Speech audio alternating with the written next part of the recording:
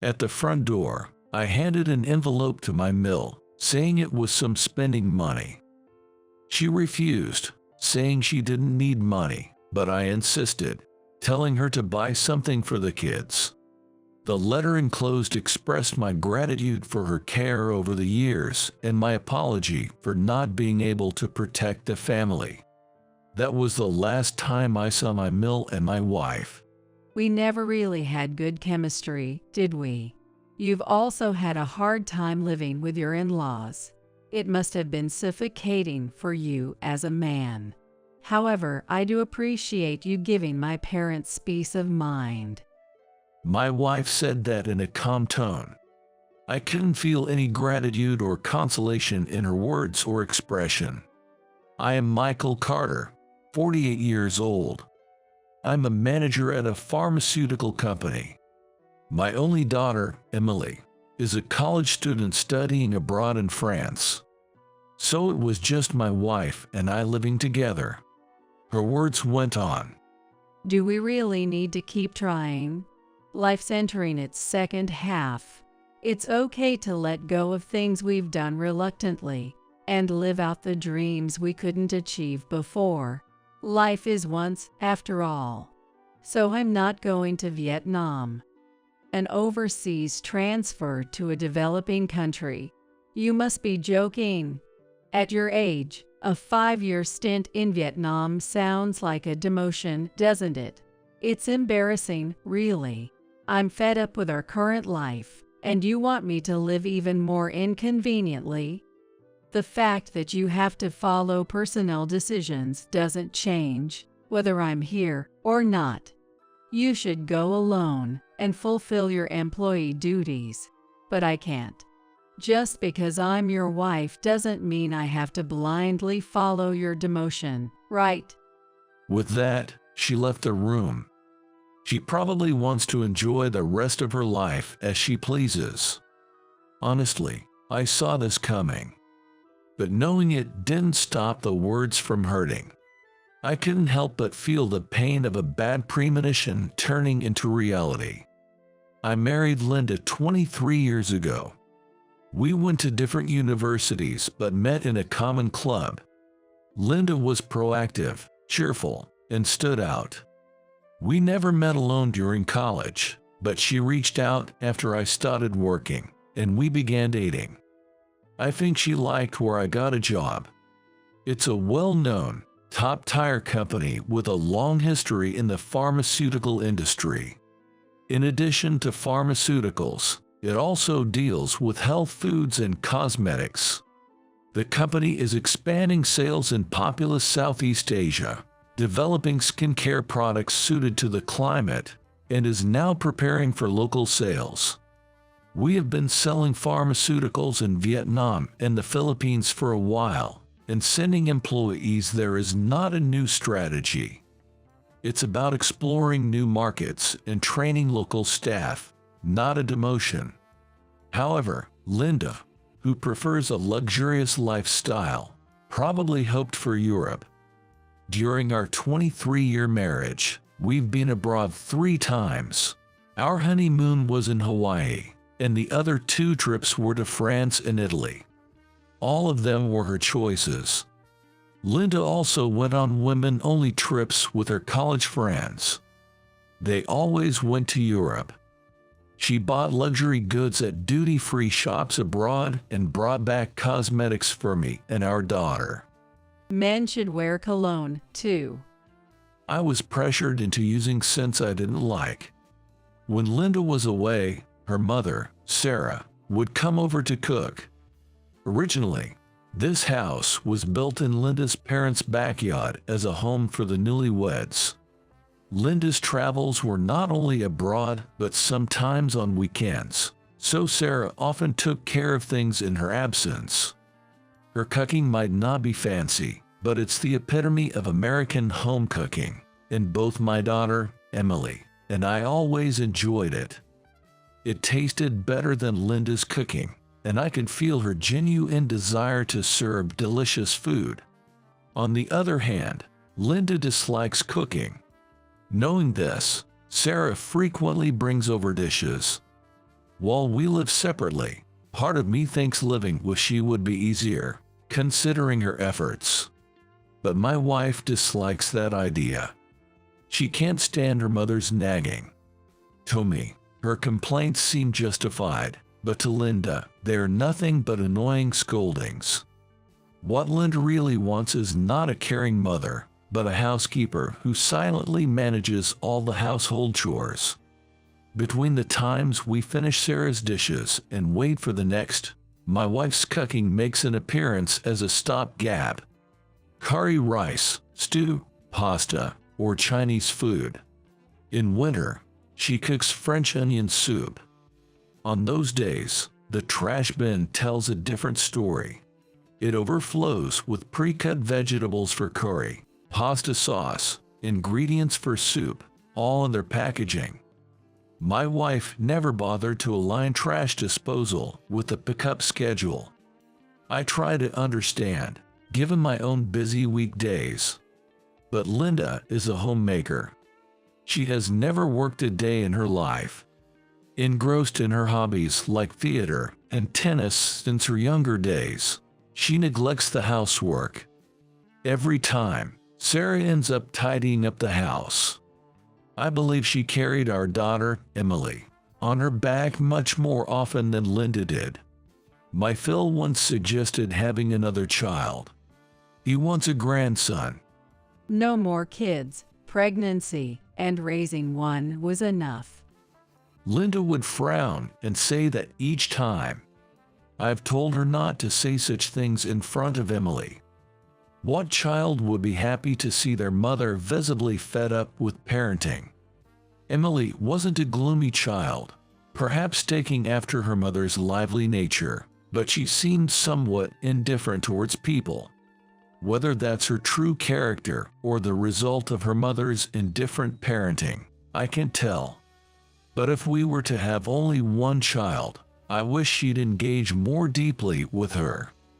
Seeing my wife plan her schedule as soon as my business trips were confirmed made me wonder what our marriage was all about. Even though both are mothers to an only daughter, my wife and Mill are worlds apart. I'm the middle child of 3 siblings, with an older brother and a younger sister.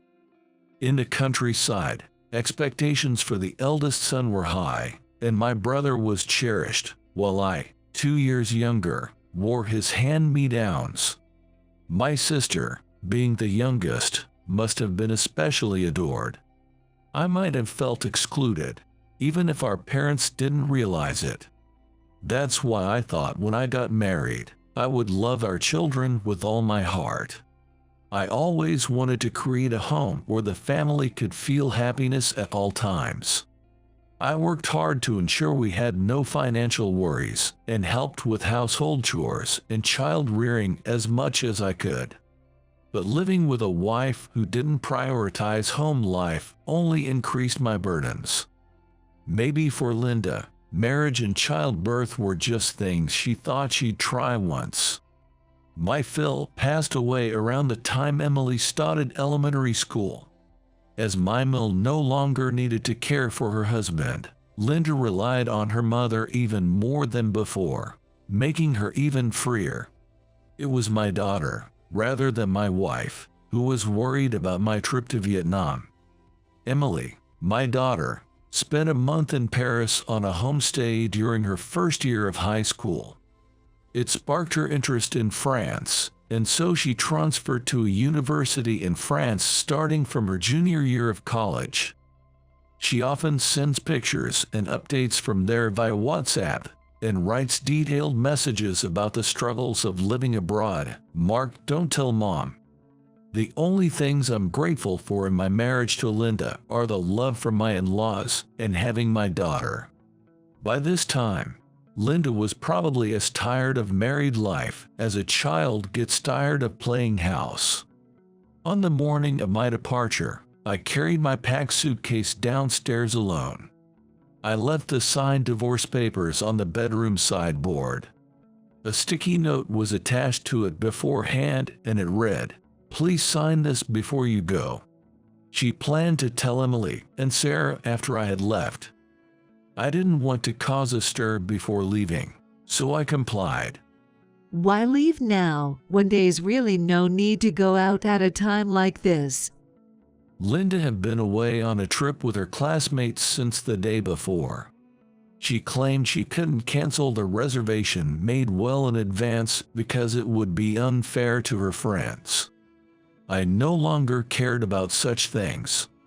Sarah, waiting to see me off at the front door, seemed even smaller.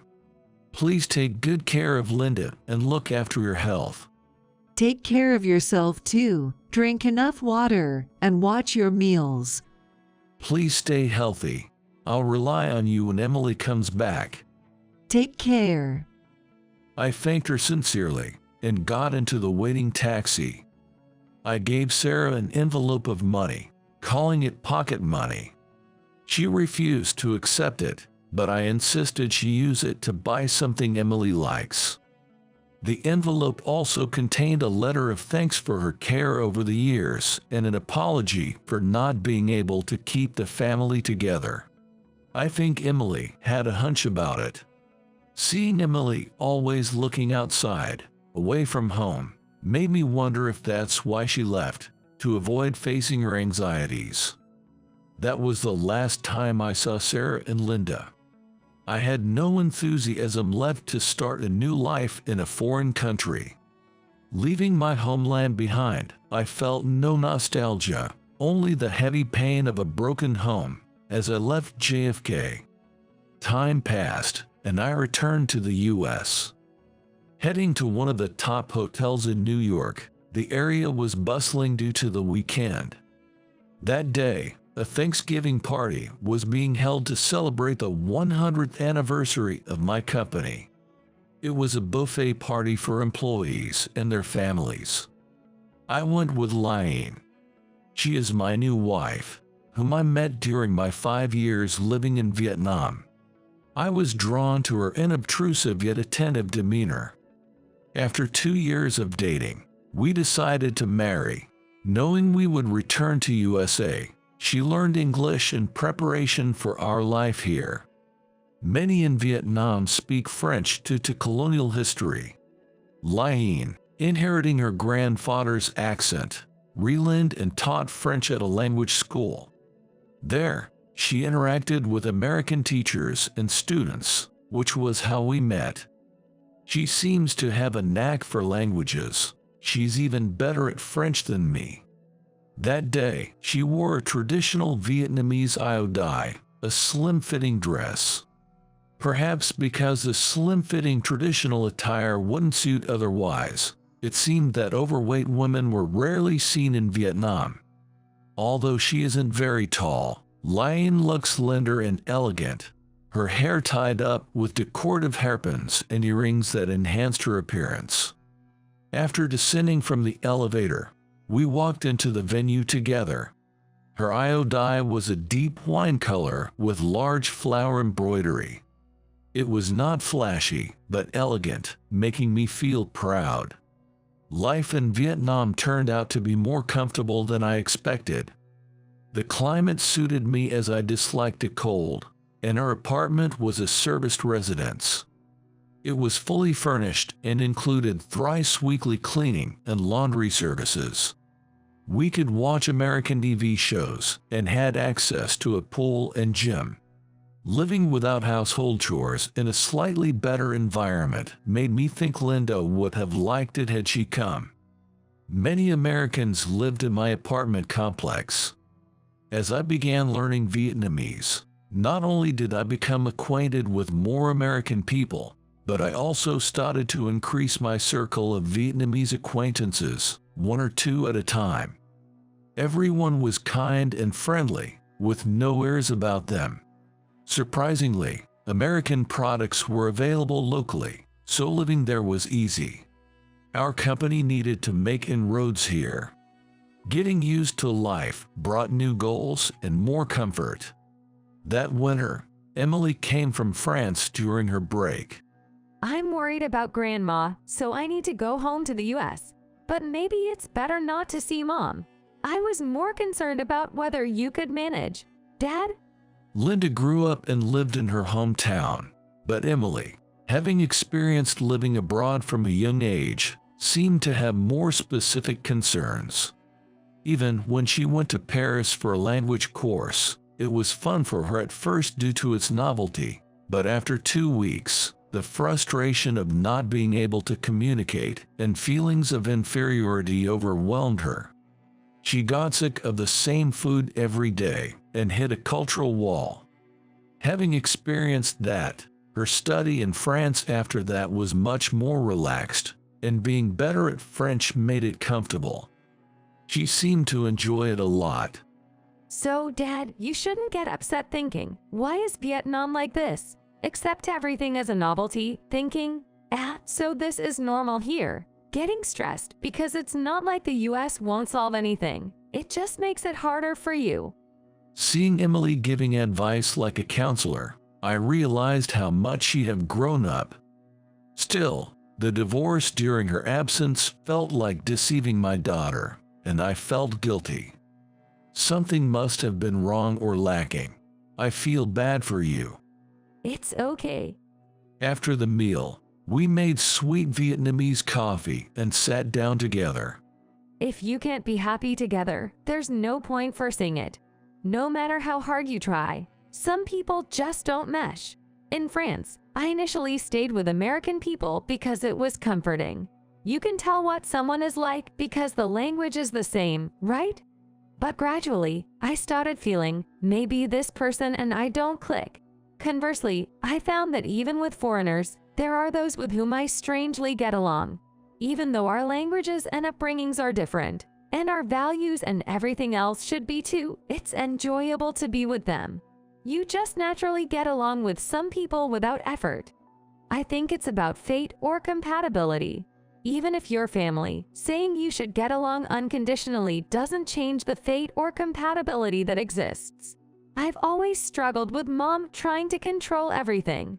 I wanted to learn swimming, but she forced me into piano lessons because I'm a girl, and then got angry at me for lacking enthusiasm.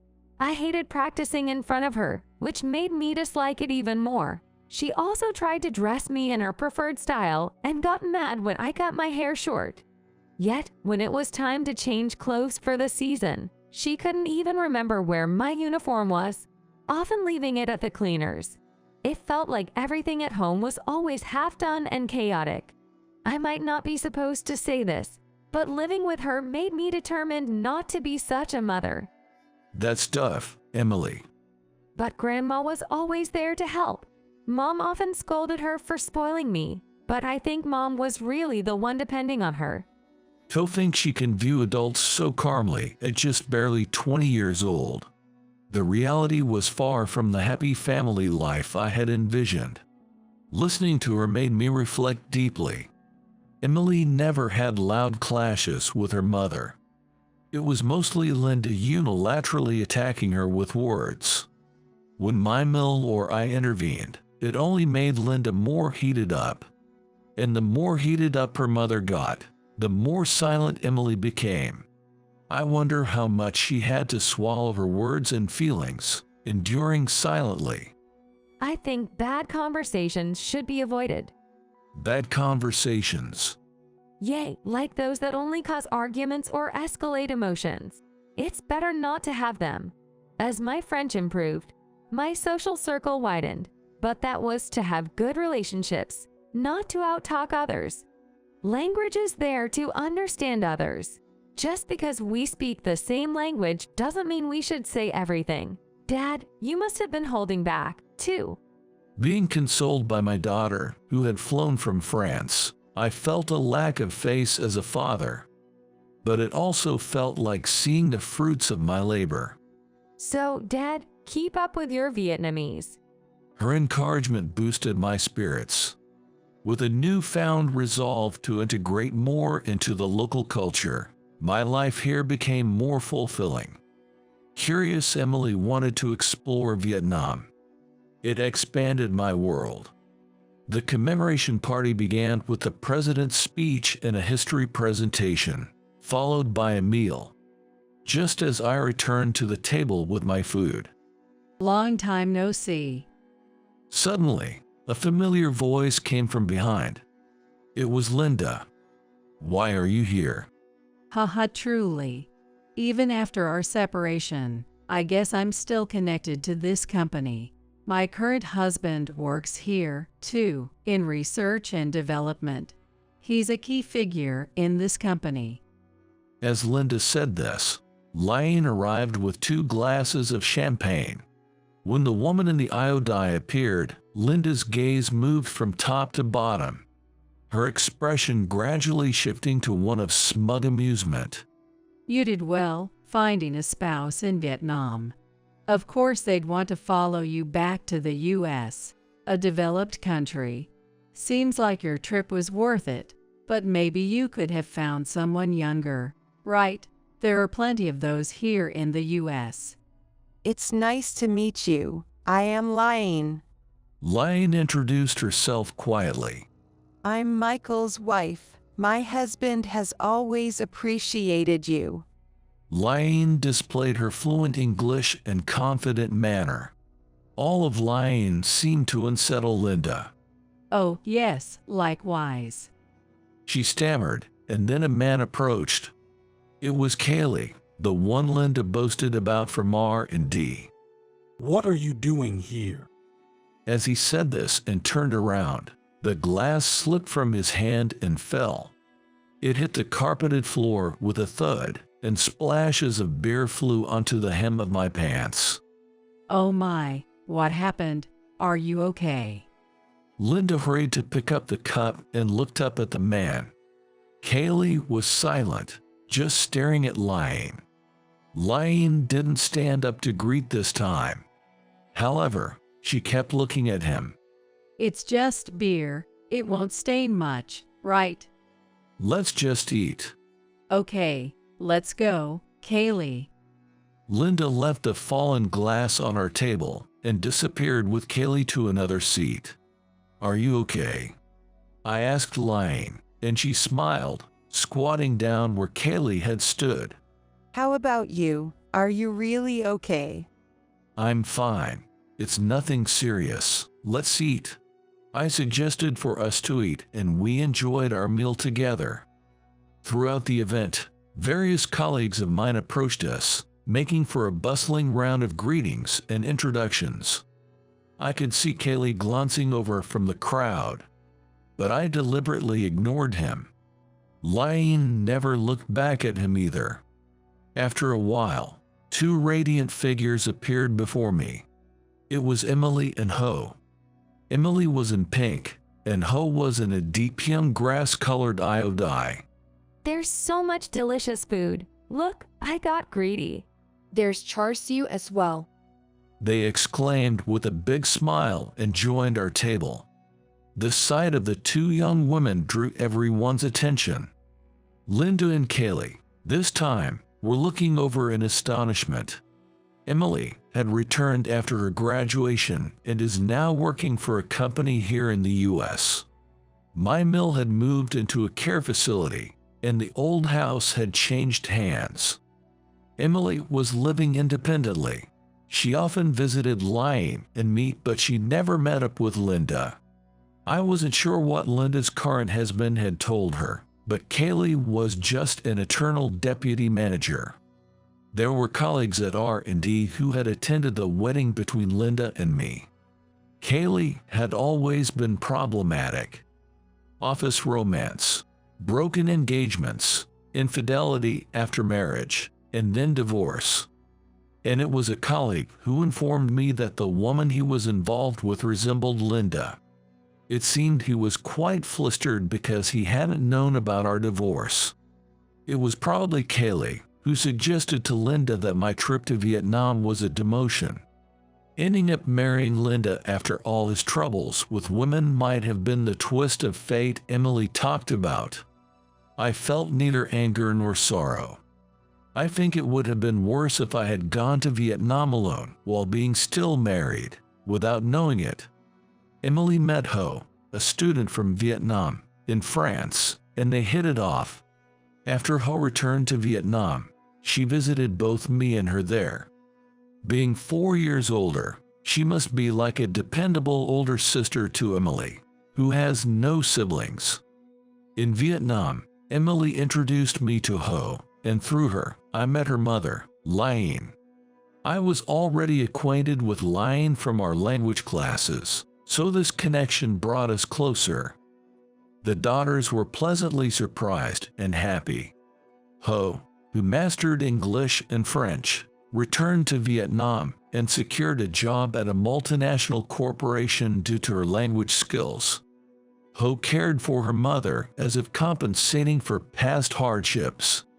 She gave many gifts to her and also took her on trips abroad. She took her to Thailand, Cambodia, Singapore, etc. From Vietnam, it only takes an hour or two by plane to these neighboring countries. Liane, who had worked solely for Ho, found herself both delighted and perplexed by these sudden travels. It seemed Ho wanted to make her mother happy, who had lived without luxuries. Ho's filial actions inspired Emily to be exceedingly kind to me.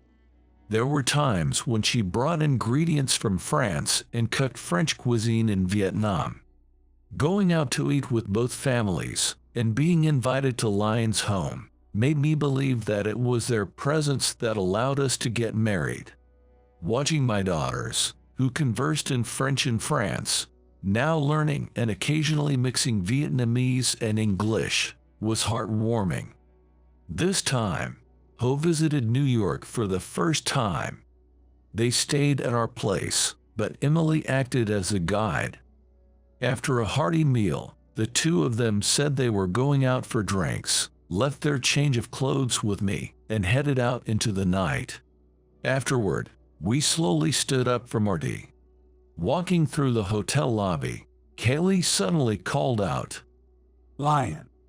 Turning around, he was out of breath. He must have made some excuse like needing to go to the bathroom to leave Linda and follow us. When did you come to the U.S.? Are you married? Where do you live? He bombarded her with questions, to which Liane, in a calm yet dignified voice, responded. What do you want with me now? Kaylee was at a loss for words, rooted to the spot. Liane turned her back and started walking away. I supported Liane's back and we stepped outside. Shall we take a walk? Thinking she might want to calm down, I asked, and she quietly linked her arm with mine, and we walked through the night streets together. You must be really tired from all the pretense. She just shook her head at what I said without uttering a word. As we walked in silence, Liane suddenly stopped. What's wrong? Before I could finish asking her, she crouched down. Rushing over, I embraced her, and she began to cry softly. It must have been hard. Helping her to stand, she sobbed, perhaps releasing years of resentment and longing. Being spared from showing her miserable side to Kaylee might have signified the end of a painful past. Thank you, she said quietly as we got home. For what? for everything. Everything. I'm happy now, so let's not dwell on the past. She chose her words carefully and then smiled. I feel the same way. If I were still alone, I wouldn't have attended today. It's because you are with me that I could go. I'm grateful for that. We were able to heal our past wounds through this encounter. It's remarkable how two people from different countries and languages could come together like this. Kaylee, unlike me, was sent to Vietnam when he was younger. His stay wasn't long, but that's where he met Liane. She worked in a restaurant catering to tourists. He took a liking to her, frequented the restaurant, and deepened the relationship, claiming he would work in Vietnam for a long time. Then, a year later, he left without a word. He probably intended to do so from the start. He left no business card and canceled his phone line. He broke up with her as soon as she announced her pregnancy. Lying was just 18 when she entered society. She ended up giving birth to Ho alone, without any way to cope. She left her daughter with her mother and sought Kaylee while working. But there was no clue or lead to be found. The apartment she heard was a company dormitory, had no American residents.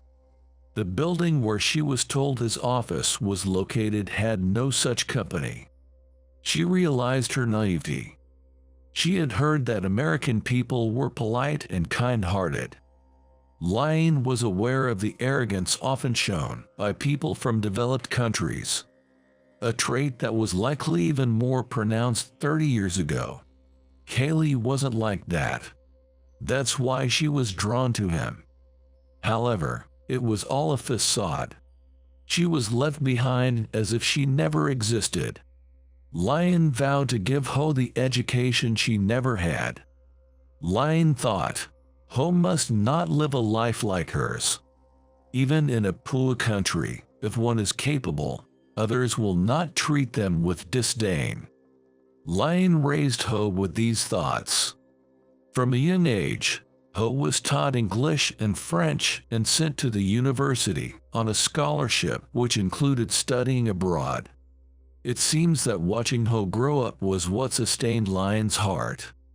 How deep were the wounds caused by the betrayal? As a fellow American, it was unbearable. The sudden resurgence of Kaylee in Lion's heart happened while looking at the company's website. I was casually watching the New Year's company event. Lion, bringing tea, caught sight of him on the monitor.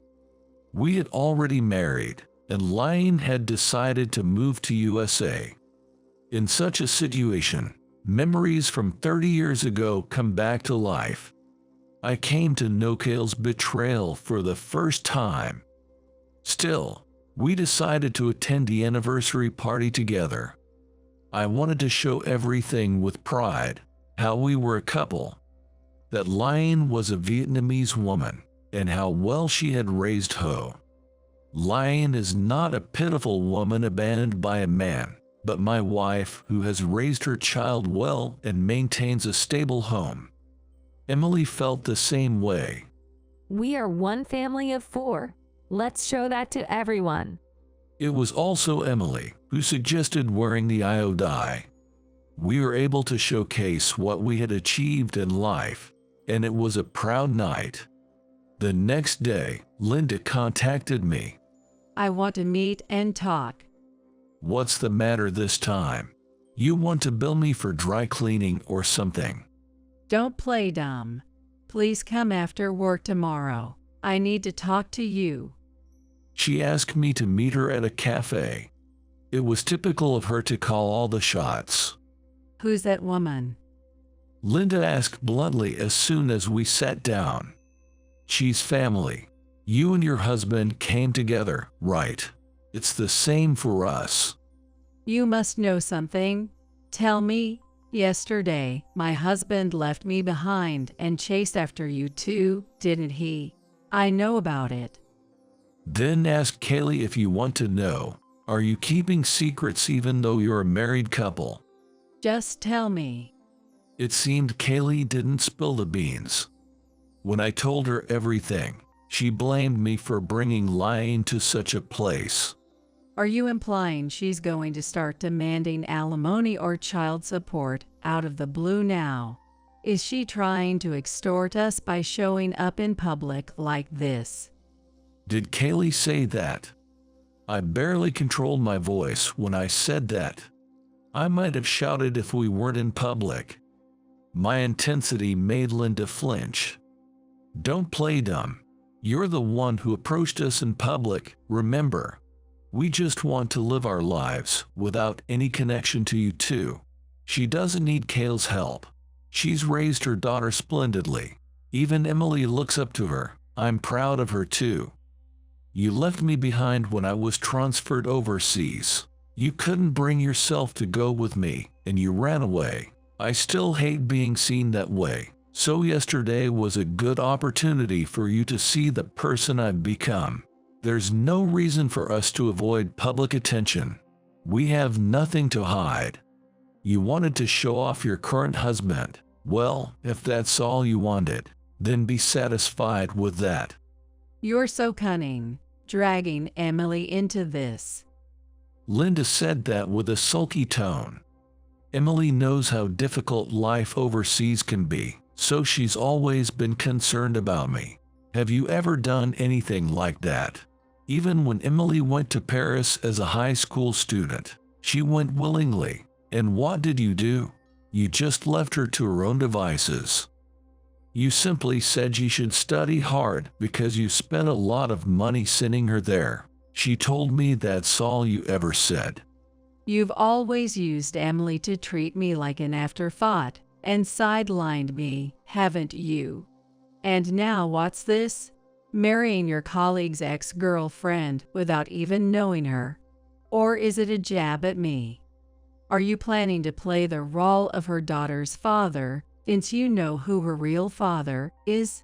Look at yourself. I'm the one who should be ashamed of you. That's why our daughter keeps her distance from you, because you always live life centered around yourself. My words seem to sharpen Linda's gaze. Isn't it always like this with you? You never understand anyone else's feelings. If you lack the ability to understand others, shouldn't you at least try to imagine and think about it? And what about lying being a woman from the past? How would you feel if the same happened to our daughter? Could you just sit idly by? Your current husband is that kind of man. How would you feel now that you know he did something like that? Anyone would normally speak up about it, wouldn't they? If your husband betrayed someone and caused them suffering, shouldn't you, as his wife, feel remorse? All you think about is alimony, threats, and self-preservation. I'm utterly disgusted.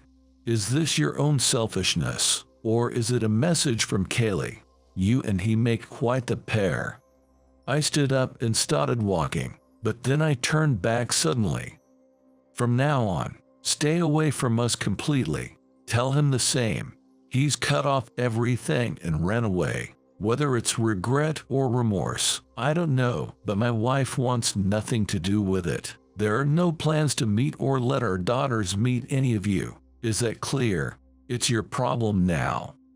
You can dig up the past, be disappointed, or do whatever you want. It has nothing to do with us. Even if there are rumors at work, we're not involved. Deal with it yourself, like the mess you've made. And Emily, give me her contact information. You lied about her getting a job over there. I didn't hear anything about her being in the US. What's going on? She didn't even report back to me, her mother, about returning to the country. Are you behind this? I couldn't help but sigh. You always play the victim. As a mother, did you ever try to reach out or initiate contact? You only push your agenda when it suits you.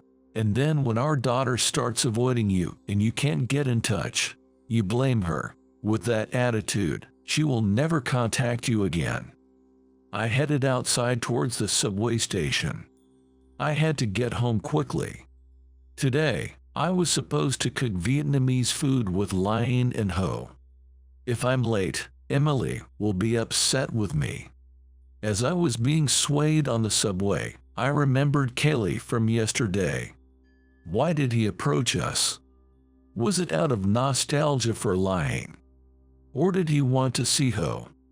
Despite the risk of rumors spreading among the employees, he still called out to us in public. He must not have forgotten the past. Did he think Lion would feel nostalgic about him? But there is no past that can be recovered. That's going to be the path of his life. Poor guy. The subway doors opened, and I hurriedly got off the platform and rushed up the stairs.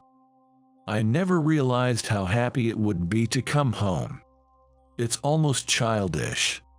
In the second half of my one and only life, I'm savoring the happiness of the present once again.